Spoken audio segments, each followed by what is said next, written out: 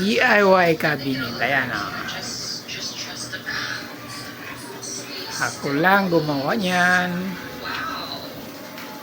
Di pa tapos. Wala pang takip dito. Ito yung kanyang pantakip. Aha. Wala pang pintura. Wala pang masilya. Pero ang dami na nakalagay. Dito may takip na. Ayan o. Pag may time ako, gagawa, mga ilang linggo na rin to. Yung gamit ko, naka-safety na. Ito, may takip na rin. Ayan o. Yan. Sa kabila, wala pang takip. Gawa ng naubusan ako nito. Ang in-order ko 8 lang. Dapat pala 16. Kaya, ayan. 2 lang tuloy ang nalagyan ko ng takip. Kasi kinulang ako nito. Ito panglagay na to. Kaya kinulang ako dyan. Kaya order pa ko. Ayan o. Ayan. Diba? Pwede na pala. Marunong pala gumawa ng cabinet. So di pa tapos yan. Ayan o. Ayan o. Tingnan mo yung mga gamit ko. Ayan o. Mayroon tayo pang tabas ng plywood ito.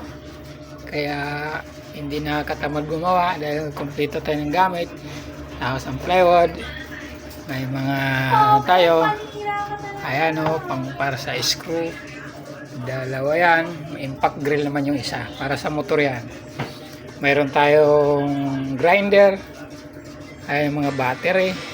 Andito sa taas yung mga bala ng grinder. So itong box ng mga ano natin, tools. Kita mo, hindi pa tapos. May mga nakalagay na.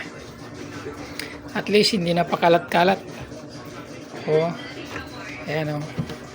Ito lang nagkulang. Kaya umorder pa tayo sa Shopee nito. Abusan tayo. Mura lang yan siya. 40 pesos ang isa. Kaya ang 8 piraso, 320 lang yan.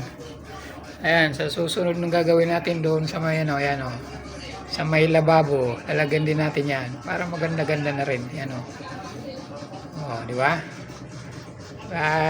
Pautay-utay lang. Ayan o. Kahit pa paano, naiwasan na yung mga kalat. Hindi naman makalat. Ayan. Kasi yung mga gamit niyan, kung saan-saan nakalagay lang yan, pakalat-kalat yung mga nakalagay dyan. So, yan ang ginagawa ko tuwing Sabado at Linggo pag tinatamad ako sa biyahe o kaya pag bumibiyahe ako sa umaga lang, pagdating ng hapon, yan ang pinagkakabalan ko. So, di ba? Lang, pag may time lang ako, ginagawa ko lang yan.